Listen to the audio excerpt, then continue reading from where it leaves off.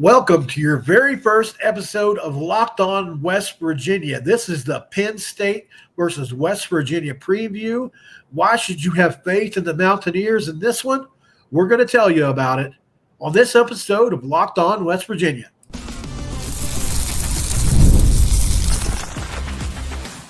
You are Locked On West Virginia, your daily podcast on the West Virginia Mountaineers, part of the Locked On Podcast Network. Your team every day.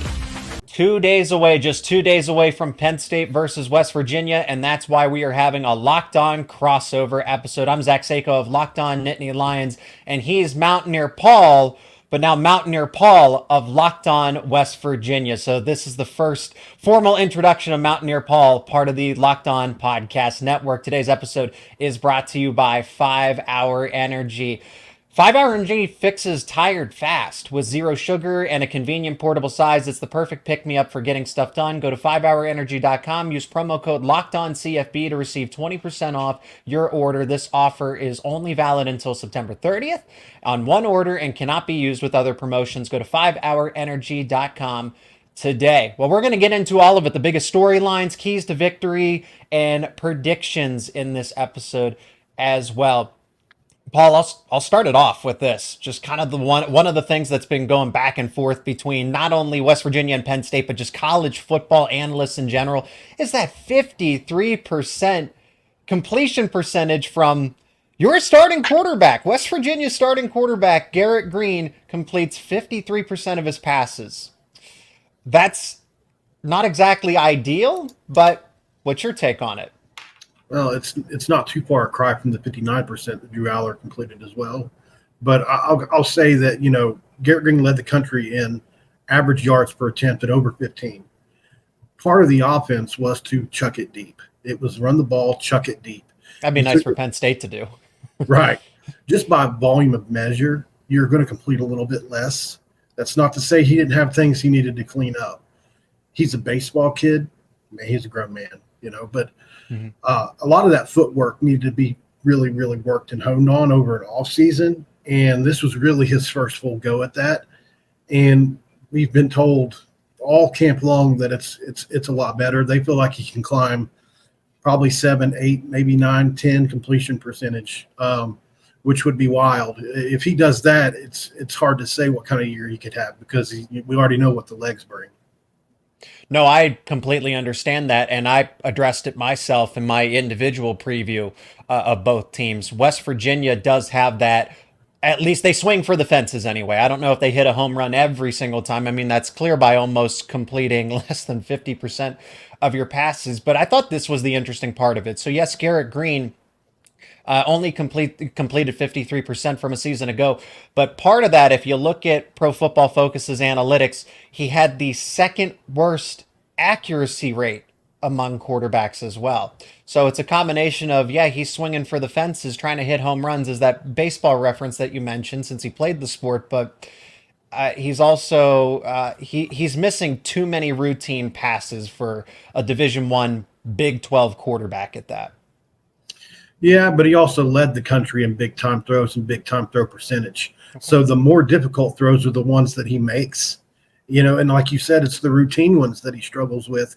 And he went into to address that. He said it's basically mind slowing down and then realizing you don't have to put 100% of your effort into every single throw and layering that thing in there. That's just been a huge adjustment for him. Literally, it's been a 4-year process for him to do that. I believe he can do it. There are favorable things that he does on tape that says he can. It's just that he gets out of whack. He gets sped up and out of whack, especially whenever he's rolling one way or the other.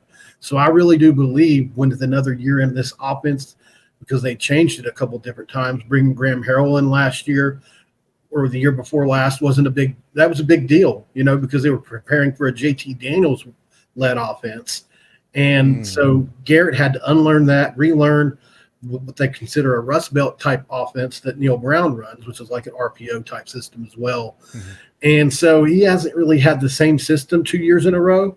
And this will be the first time. And we all know quarterbacks make big jumps in year two. That also goes for Drew Aller as a starter as well. So it's a combination of stuff. But he throws it deep. the best of any quarterback in college football. He also led all of college football, according to PFS, under 2 minutes. He was the best 2-minute quarterback in the country last year by the numbers. So I think there are favorable things for him in the game. There's no doubt about that he has to clean up some of the accuracy stuff intermediate-wise, and I think he did that. Well, let's get Penn State side of it, right? This is a crossover episode. West Virginia, I felt like, did that against favorable competition. Baylor's, UCF, those kind of teams where they really made, because they struggled against the likes of an Oklahoma Sooner team that wasn't that good, right? And I think of Penn State, who's coming into the season with early projections for another top 10 defense. Sure, they changed coordinators. Manny Diaz is gone. He's off to Duke. But now Tom Allen is kind of a defensive mastermind himself. And it's loaded with talent. Abdul Carter, KJ Winston are supposed to be first-round picks in next year's draft. And Deni Dennis Sutton is also in that conversation as well. So I know what West Virginia likes to do, but it's not like it's going to be easy. Not going to be easy, but I think it's doable, most definitely. Especially okay. How do they do it? How do they do it? In the trenches? I think our offensive line can at least stalemate your defensive line. I believe against the number one rush defense from a season ago. I do. They did it last year. If they had any passing attack, if it wasn't game one, I believe they would have had much better shot in last year's game. Garrett Greene's first game as a starter, 2 of the 3 starting wide receivers weren't even on the team 3 weeks later. And they had to run the rest of the season with 3 freshmen in the starting lineup. So it was a huge adjustment for all of them as an offense. You guys call it the earliest variation of this offense. I'm not saying we're the best offense in the country. I'm saying that there's been a huge world of improvement between then and the team you saw against North Carolina. And it's just a completely different offense. So there's going to be 3 phases needed to be accounted for.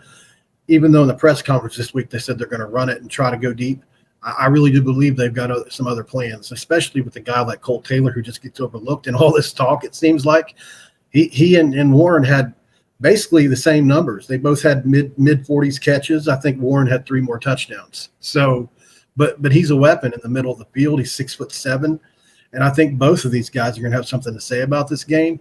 But Garrett and they're roommates. They've traveled all over the country working out this year. I really think they've learned to trust each other a little bit more as he came in from LSU last year. I think that's going to be a big jump for him as well. The other wide receivers in the room have made a ton of progress too. So I think, just everybody's on a better path and page this year. And I think, like we say all the time, big jump from year 1 to year 2. Don't know how big of a jump it's going to be, but we're projecting it to be pretty big. So we're banking on it. Let's say that. An immovable object versus an unstoppable force in this case. Again, Penn State's run defense allowed 2.2 yards per carry, which was number 1 in the country a season ago, and they return all of the interior of that defensive line. They move Abdul Carter down to defensive end. Deni Dennis Sutton is back with another year of experience under his belt. Tom DeLuca, Kobe King, right? So the core of what made that run defense really good a season ago is going up against a West Virginia team that has not 1, not 2, but 3 returning rushers, including Garrett Greene, that had over 750 yards. So we'll talk about that more in the upcoming segment. Again, biggest storylines for Penn State versus West Virginia, and then later on our predictions, our score predictions, and how they will get to that final result, specifically coming up later on in the show. This is a Locked On crossover between Locked On Nittany Lions and Locked On West Virginia. Today's episode is brought to you by 5 Hour Energy. Are you tired after lunch? Well, you're not alone. In fact, research shows that 70% of us hit the wall after lunch. Let a 5 Hour Energy shot help you leap over that wall instead of crashing into it. With 0 sugar and a convenient, portable size, it's the perfect pick-me-up for getting stuff done. The 5 Hour Energy website has flavors galore like watermelon, tropical burst, grape berry, and more. There is a flavor truly for everyone, and you can try them all. You go to the website, you even have an option to build your own 12 or 24 pack. You choose the flavors, and it's delivered right to your door conveniently. If you go to 5hourenergy.com, that is the number 5hourenergy.com, and get a 5 Hour Energy product today, you can use my promo code LOCKEDONCFB to receive 20% off your order. This offer is only valid until September 30th on one order and cannot be used with other promotions. promotions, and the code is not good on subscription orders either. Again, that is code LOCKEDONCFB for 20% off your order. Go to 5hourenergy.com today. So, Paul, I'll throw it over to you to start for the second segment. What do you got for me? What does West Virginia see as the weaknesses of Penn State where they can actually pull off the upset, where they feel really good about its matchup against the Nittany Lions? Well, for me, what I've dug into is a couple different key areas I think Penn State has questions in. Obviously, the right tackle battle still rages on unless they've named something in the last 24 to 48 hours. They'll co-start. And so that's not exactly something you're going to be 100% confident in coming into a brand new season, brand new game with a brand new offensive coordinator. You lose 3 offensive linemen to the NFL, which is kudos to Penn State. You had 3 guys go to the league. Wormley returns at center. Other than that, it's kind of a lot of guys with a lot of experience, but it's still being put together. I don't think that's going to be 100% to start this season. Maybe it eventually gets there. Obviously everybody knows about the backfield of Allen and Singleton. Curious how that's going to look. I think if West Virginia can hold them to under 150 yards rushing like they did last year, and I really feel like that's pretty good. Drew Aller carried the team last year. West Virginia played decently as a run defense against you all last year. I was really happy about that. So wide receivers, where's the skill talent? I said that in my game the other day. Trey Wallace has been oft injured. Julian Fleming was supposed to be the savior, even though he's only got, 70, 80 catches over a 4-year career. That was supposed to be the number 2 guy for you guys. A kid that's basically a freshman, right? Amari Evans pushed him all camp long for one of those 2 or second or third spots. I think that's your biggest area of question. Most Penn State fans have also agreed with that. So if West Virginia is going to pull it off, it's going to be the experienced corners of West Virginia, although new to West Virginia.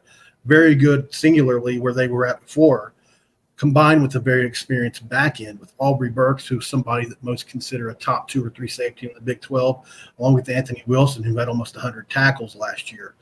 I think that combination back there is going to stabilize the back end of the defense. And if those corners can really do what they did at their previous spots, and Hollis and him running his mouth, we didn't like it, but he did. He's projected as a mid-round draft pick. So if he can live up to that, I think we've got a chance on the back end. And if the front end of that defense can do what they did last year, like I said, what most consider to be a lesser offensive line for Penn State this year, at least I think so. I agree on Penn State's offensive line is unproven. The wide receivers, I don't think they need to be this elite group of talent for Penn State's offense to move up and down the field, because you have Drew Aller as a 5-star quarterback, a former 5-star. You have Nicholas Singleton, who was a former 5-star. Katron Allen, who was a high-end 4-star. So you have other ways to move the football. Tyler Warren, as you mentioned earlier in our show. So I see where West Virginia's like, hey, this is how we can attack Penn State, or this is how we can, create mismatches, if you will. But it's not like West Virginia's defense is elite or all world class in its own right. I get it. They got some reinforcements in the secondary because West Virginia had a lot of gaps in that defense that were easily exploited. And those players, Hollis and another teammate came over from Northwestern. Penn State put up 40-plus points against Northwestern a season ago. So it's not like they came from a team that gave Penn State a little bit of competition. But when I look at this front seven, okay, offensive line's an issue for Penn State. Wide receivers, we held Singleton and Allen. West Virginia held Singleton and Allen a year ago in check. Okay, so West Virginia sold out for the run, right? Well, then that allowed Drew Aller to throw for 325 yards, 8 incompletions on 29 attempts, 3 touchdowns, no interceptions, and they got 1 sack against him. West Virginia's front seven is not good. The defensive line was one of the worst in terms of pass rush. They were bottom 20 a season ago per Pro Football Focus, per PFF. And then when I look at guys like Lee Koba, who were absolutely phenomenal for that West Virginia defense a season ago, I think Koba's extremely underrated. I hope he makes it in the NFL. I thought he was really good and had the best individual performance from West Virginia last season. He is not back.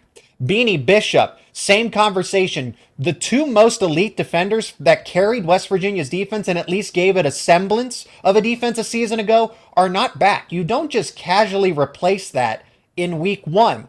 So, yes, Singleton and Allen were held in check a season ago, but now you don't have the guy that had the best performance to stop that ground game.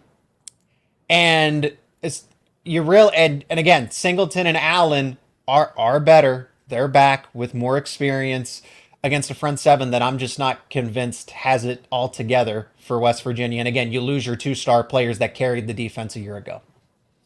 Yeah, I think that's a bit overblown. The front seven for West Virginia led to the 12 in for sacks last year. Beanie Bishop, who had 4 interceptions and 20 pass deflections. That's what he led the nation. Like that's overblown. You were talking front seven. I was just addressing. Okay, fair. Okay. But they led the Big 12 in sacks last year.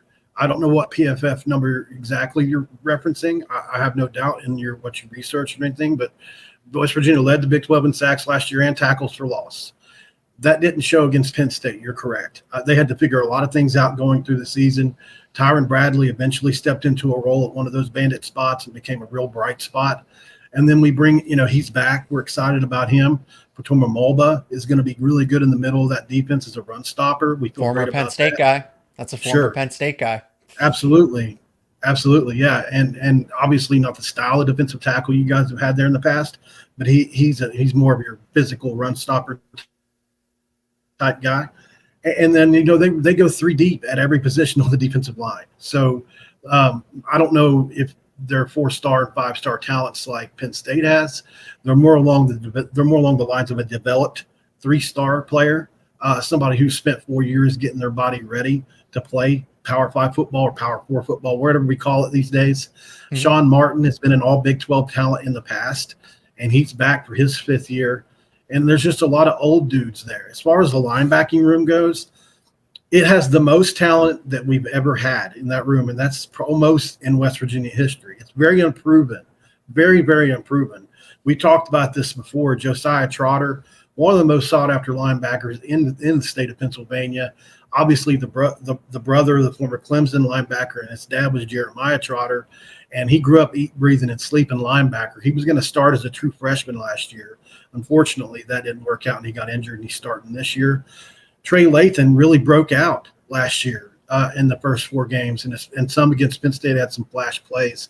He got hurt. And then Reed Carrico comes over from Ohio State, and we really feel good about him in the middle of the defense or at one of the other linebacker spots. Either way it goes. But they have changed the defense as well. That's probably worth mentioning. They're going to a 3-down front. They were more of a 4-2-5 it's kind of flipped in and out of a 3-3-5 and a 4-2-5. So that's going to be interesting that they're just kind of going 2-3 downs. It's going to be fun. I think they're going to play a lot of press man coverage this year as to where they were a zone team last year because that's what Beanie could do well. They really kind of built it around his talents as they figured out, this guy's pretty good. And now they're going to be a little bit different. So I think that's going to be a big deal. I'll go back to the point about, the front seven. Lee Koba at linebacker, you can't, he almost had 100 tackles. So I mentioned Beanie Bishop, but I didn't mean to cut you off too. Lee Koba in that same thing. Okay, in that front seven, he led the team in tackles by a mile at 97. That's just not easy to replace. And then in that same breath, Beanie Bishop, who was able to at least, he did everything for the secondary. Everything. 20 pass deflections, was number 1 in the nation. Kudos to him. 4 interceptions, was 2nd in the nation. And that kind of star power, I don't see that. I agree that everybody's going to naturally improve, but I don't see that star power with West Virginia's defense. Although I do see star players on Penn State's offense that could, get the upper hand with that. Tyler Warren, Singleton, Allen. Singleton and Allen aren't just going to be, okay, we'll run them straight into the pile. It's a cloud of dust. They might get 4 or 5 yards. That's what West Virginia more or less likes to do with C.J. Donaldson. But these guys are going to be involved in the passing game as well. Singleton and Allen, even though Penn State's wide receivers have question marks, so what are they going to do to help with that? Get the running backs involved in the passing game too. Split them out at wide receiver, because good luck as a linebacker covering Nicholas Singleton in the open field. Yeah, I just don't see why that didn't work some more last year for him. I think coordinator Mike Yursich. That's why you fire Mike Yursich in week 9, week 10. Yeah, that's a fair point. I think that is a fair point. And just on the same token, you have to consider that you guys have brand new coordinators at not 2 but 3 positions, correct? You also went special teams as well. Yes. So sweeping across the board changes. The best time to get a team with sweeping across the board changes is in week 1. That's to our favor. I do think that the West Virginia atmosphere will affect Drew Aller. It did in Illinois and other places on the road last year. He was definitely rattled at times. If the pass rush can get home in this game just a couple times, I think it could play huge dividends in this game. Obviously, that goes in every game. But, it's going to be interesting. I really do think West Virginia has actually, I think it's a better overall defense than it was last year, because they were really not good. They were top 60 last year. It's like, that probably falls along the lines of just below average, right? So obviously wasn't good enough. Had it been a top 30 defense, then that team's in the Big 12 championship game. No doubt about it. They were barely 2 losses away from 11 wins. You lose the game in the fourth quarter against the Oklahoma State, and then you lose on a Hail Mary to Houston in what was the Dana Holgerson Bowl, basically, because there was a ton of emotion in that game, and it was similar to a rivalry game, actually, so they were in that. But Garrett Greene in both of those games scored late touchdowns, unfortunately, to be undone. But, we were almost an 11-win team last year. I know day late, dollar short, but I think that 70% of that production is back, 84% of it on the offense. It's exciting, man. We have a reason to be excited in Morgantown. Even if we lose to Penn State, we're still excited about this season. We really are. And we feel like we have a real chance in this game. I really think last year I picked Penn State. I knew going into that game we weren't ready for that game. This year I feel completely different. Well, perfect setup for what's to come in the final segment. Predictions and also that atmosphere that you mentioned. The buildup for this game has been something different, and you have an excellent point about that, Paul. We'll discuss all of that next here in our Locked On crossover between the Nittany Lions and West Virginia coming up next. Today's episode is brought to you by FanDuel. You've heard us talk a lot about FanDuel, America's #1 sports book, but now we have something a little bit different for you. Now through September 22nd, all FanDuel customers can bet just $5. All it takes is $5, and you'll get a 3-week free trial of NFL Sunday Ticket from YouTube and YouTube TV. Then with the YouTube TV base plan, you'll be able to watch every regular season Sunday afternoon out-of-market game, and all you need is a Google account, a current form of payment, and you can cancel it anytime, so there's no obligation. Just visit FanDuel.com/lockedon to download America's #1 sportsbook. And if you look over at FanDuel right now, you can see the lines for Penn State versus West Virginia. There's been some line movement for the Mountaineers down to an 8.5 spread. Penn State's still the favorite, but it is an 8.5 spread. Penn State is minus 285 on the money line. West Virginia is plus 230, and the total is set at 51.5. If you like those lines, you can bet them right now over at FanDuel.com. Again, that's FanDuel, America's #1 sportsbook. And today's episode is also brought to you by Factor Meals. Factor is great because it's no prep, no mess type of meals that allow you to meet your wellness goals thanks to the menu of chef-crafted meals with options like Calorie Smart, Protein Plus, and Keto. You get fresh, never frozen meals that are dietitian approved and ready to eat in just 2 minutes. So no matter how busy you are, you'll always have time to enjoy nutritious, great tasting meals from Factor. And Factor has such a great variety. 35 different meals to choose from, 60 add-ons as well, so you always have new flavors to explore. Keep the kitchen time to a minimum. Factor meals are ready in just 2 minutes, so there's no shopping, prepping, cooking, or cleaning up. Head over to factormeals.com/lockedoncollege50 and use code LOCKEDONCOLLEGE50 to get 50% off your first box plus 20% off your next month. That's code LOCKEDONCOLLEGE50 at factormeals.com/LOCKEDONCOLLEGE50 to get 50% off your first box plus 20% off your next month with an active subscription. Let's wrap it up by beginning with our predictions, kind of going into our final main points of why we think Penn State or West Virginia can win this game.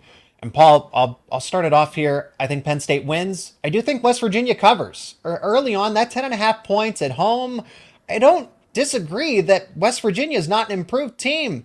Return the core of the offense, but again, the defense isn't going to be fixed when you have to replace those cornerstones of the defense that, again, was really lackluster, but those two guys carried them forward, and they're not there anymore.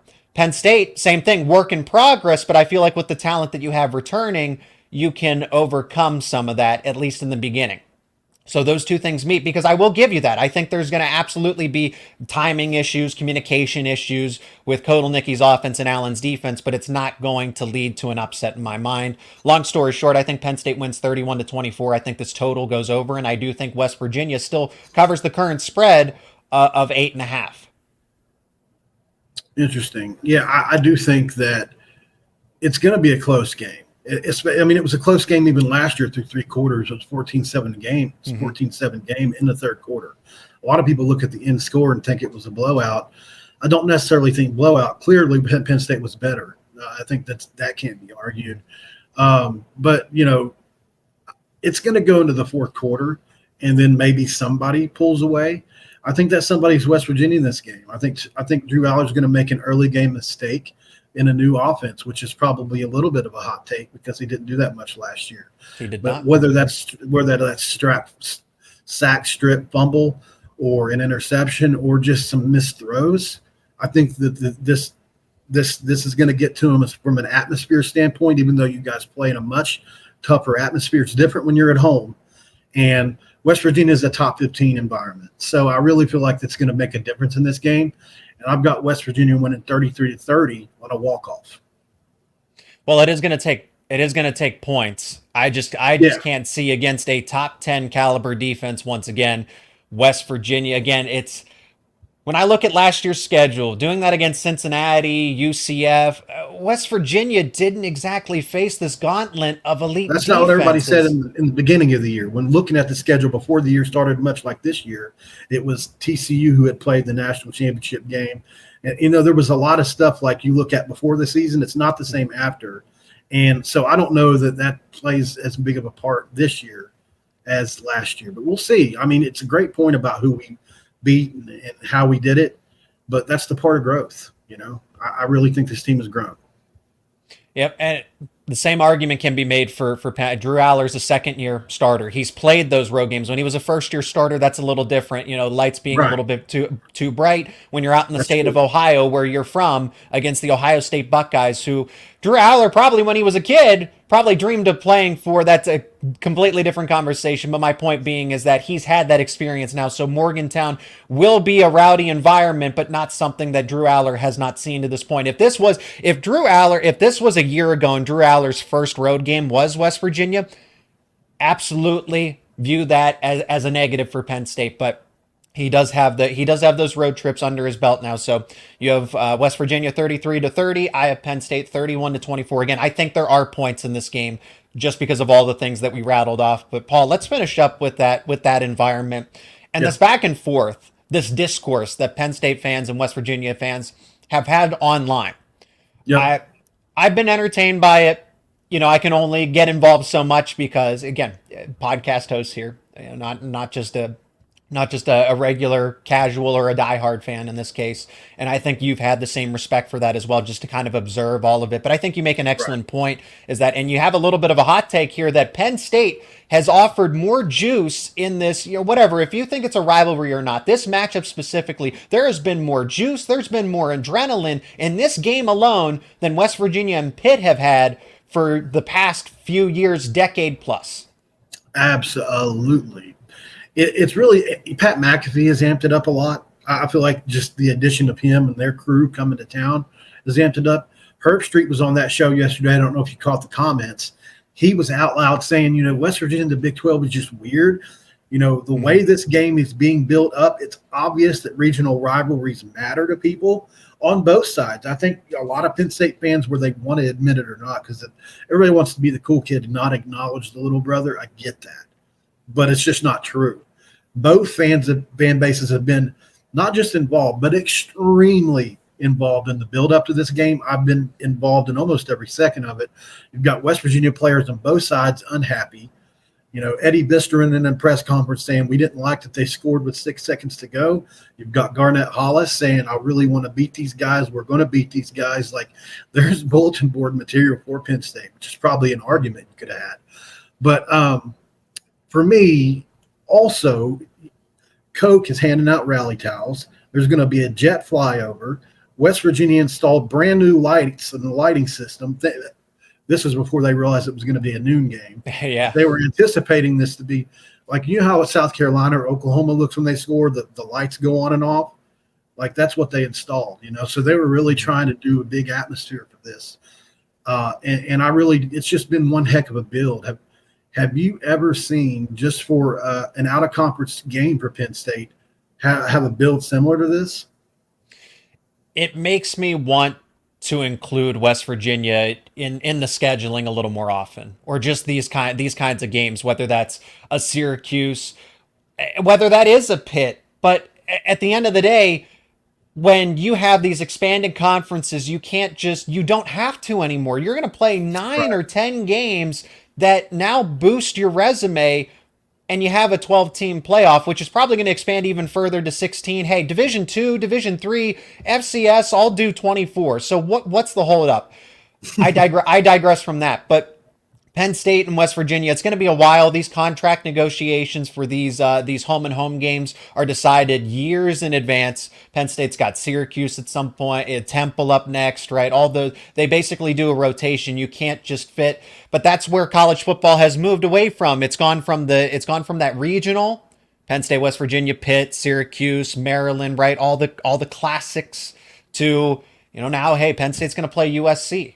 Penn State's going to play UCLA, Washington, West Virginia is going to play, at some point, maybe they play Utah in the Big 12 conference championship. But it's all these different teams that you never would have thought have happened. And that's the commercialization of college athletics as it is. So some people, I think it offers more value here because Penn State was just looking forward to Michigan and Ohio State. That was because the results of the season were dictated by those two games. And that's what, so Hollis isn't wrong when he says something like that. Oh, Penn State only cares about 2 select opponents. Well, yeah, because Northwestern didn't decide the game. Penn State was better. They knew they were better, and it didn't affect the outcome of the season. A win or a loss against Michigan or Ohio State dictated the outcome here. So that's just kind of where we are in college football. One quick last point on that. So we've been playing in the Big 12 for 10 years now, and I really feel like we have a good feel for it. Hasn't been good for the Flying WV brand. You look at where West Virginia was in 2010, coming off of 3 BCS bowl wins, the 1 game away from a national championship appearance. They were Clemson. They were in that driver's seat to be a Clemson. And then conference realignment happens. You remove all your regional rivalries, and now you're playing Texas Tech and Baylor. Nobody cared, and we can't travel that far to an away game. So the commercialization of this, sure, it might bring a few extra dollars, but it sure as heck isn't good for the fan bases. I can speak from experience on that, man. I think those are all excellent points about where college football is trending to. And if you look at the individual brand, like a West Virginia or a Penn State, it affects everybody differently, but it is, depending on how you look at it, it's only going to get worse before it gets better. It's just, right, it's going to continue to be nationalized and expanded. It's not going to stop here. So we will see some bigger changes come in the next 5, potentially 10 years down the road as well. An interesting and intriguing Locked On crossover that's now going to finally, all the anticipations leading up to Penn State versus West Virginia. The kickoff is at noon Eastern time from Morgantown. It'll be an exciting one. Can West Virginia, get a head start on its season? Can Penn State kind of keep the pace with where they want to go with college football playoff aspirations? We're going to have all the reactions here on our respective channels. Paul, I want to thank you for the time for doing this crossover episode. And again, welcome you to the network. Welcome to the Locked On Podcast Network. It is great to have you as the host of Locked On West Virginia. Thanks, Zach. It's great to be here, man. And thank you for making Locked On Nittany Lions and Locked On West Virginia your first listen and watch every single day. For your second listen, you got to check out Locked On College Football, hosted by Spencer McLaughlin. Spencer talks about everything college football related.